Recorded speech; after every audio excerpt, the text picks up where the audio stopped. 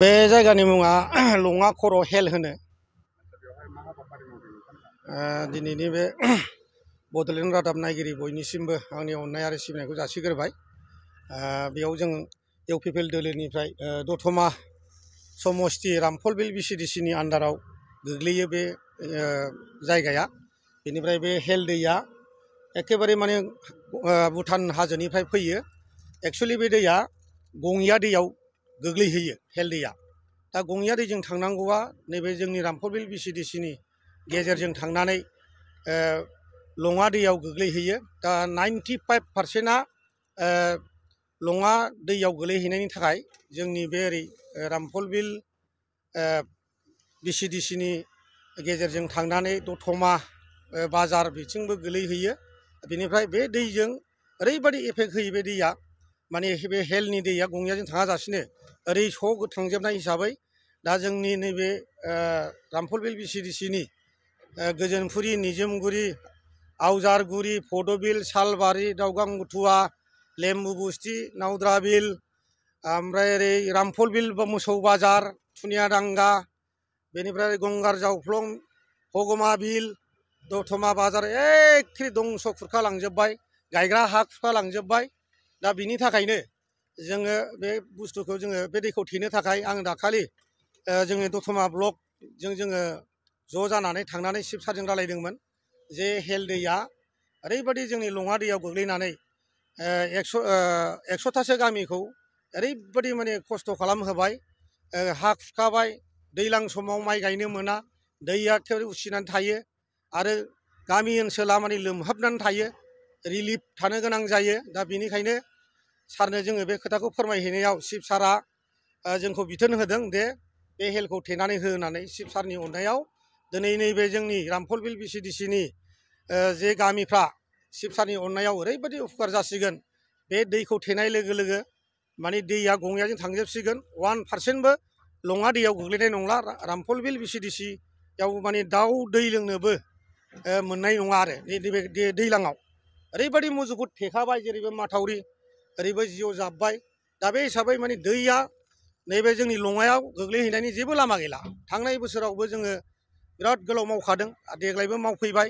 देग्लायनि मथा मथि मावनाया ओरैबायदि मोजां जाबाय। जोङो थांनाय बोसोराव दै बोहैनायाव, दै देरनायावनो खोदोंमोन, देग्लायबो एसे लोगो मोनदोंमोन। दा जोङो ओरैबायदि दा सानदावबाय, बोथोराबो ओरैबायदि मावनो हाबाय। जोङो दा 10 दिनसो मावबावगोन। दा जोङो रानिं मावगासिनो दं, माने 6 दिनसो जाबाय।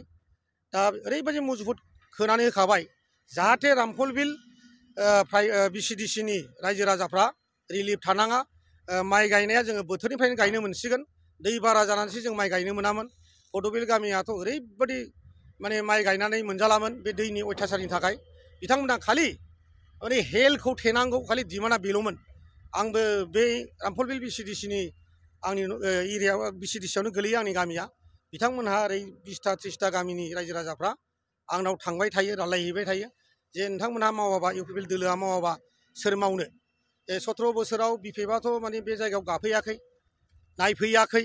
MCLA थानाय समाव प्रकाश MCLA बिथाङाबो नैबे जे लङा बायफ्लंनाय, हेल बायफ्लंनाय बे दैखौ नुफैफेराखै। आरो बे जायगाया बिराद डेन्जारेस, मैदेर ओंखारो।